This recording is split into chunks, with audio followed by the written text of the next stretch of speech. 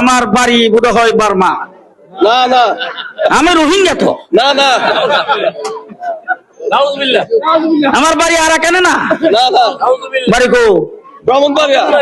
তাহলে আপনারা জনাব তারেক রহমানের কাছে গর্ব করার জন্য এখান থেকে আপনাদের লোক যিনি দাঁড়িয়েছেন তাকে বিপুল ভোটে নির্বাচিত করতে হবে। আগামী 22 তারিখে জনাব তারেক রহমান সাহেব আসবেন বিশ্ব রোডের মোড়ে কুত্তাপাড়া খেলার মাঠে জনসভা হবে।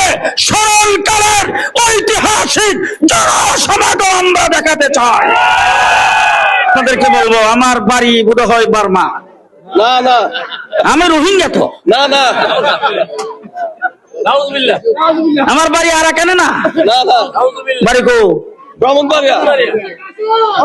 আরে বাবা, আমার বাড়ি অষ্টগ্রাম। আপনাদের শরীফপুর গ্রামে প্রত্যেকটা গড়ে গড়ে আমার আত্মীয় আছে। আপনাদের শরীফপুর আর অষ্টগ্রাম অনেক দূরে তো না, কাছাকাছি। তাহলে আপনারা কি বলতেছেন রাস্তাঘাট, কি বলতেছেন রাস্তাঘাট আর কালভার্ট ব্রিজ? ইনশাআল্লাহ যদি আল্লাহ পাক আমাকে নির্বাচিত করে আপনাদের কাঁধে কাঁধ মিলাইয়া সমস্ত উন্নয়নে হাত দেব আমি ইনশাআল্লাহ। আমরা এই দেশের উলামায়ে কেরাম, বিশেষ করে আমার জমিয়ত উলামা ইসলাম সিদ্ধান্ত গ্রহণ করেছি আগামী দিনে দেশ গঠন করার জন্য জনাব তারেক রহমান হলো নেতৃত্বের দিক দিয়ে সঠিক। আমরা সেই সিদ্ধান্ত গ্রহণ করে তারেক রহমানের নেতৃত্ব আমরা মেনে নিয়েছি। আগামী দিনে দেশ নিরাপদ তারেক রহমানের হাতে, এই জন্য আমরা বিএনপির সাথে জোট করেছি।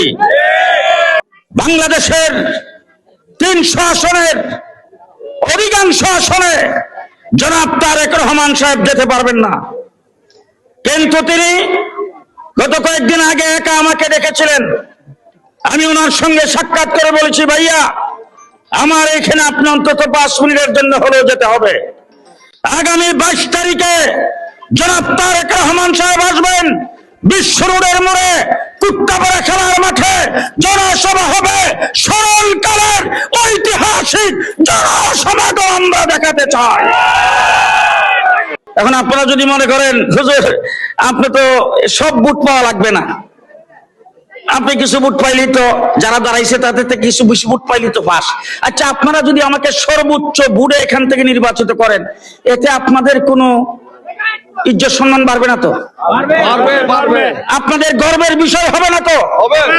তাহলে আপনারা জনাব তারেক রহমানের কাছে গর্ব করার জন্য এখান থেকে আপনাদের লোক যিনি দাঁড়িয়েছেন তাকে বিপুল ভোটে নির্বাচিত করতে হবে।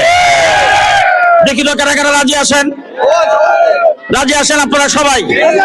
আল্লাহ আমাকে তৌফিক দান করুক, আপনাদেরকে তৌফিক দান করুক, বেগম খালেদা জিয়াকে আল্লাহ পাক জান্নাতের আলা মুকাম দান করুক, শহীদ জিয়াকে শাহাদাতের মর্যাদা দান করুক, জনাব তারেক রহমান সাহেবকে সুস্থতার সাথে আল্লাহ তাবারক ওয়া তাআলা এই জাতির নেতৃত্ব দেওয়ার জন্য দীর্ঘ লম্বা হায়াত দান করুক।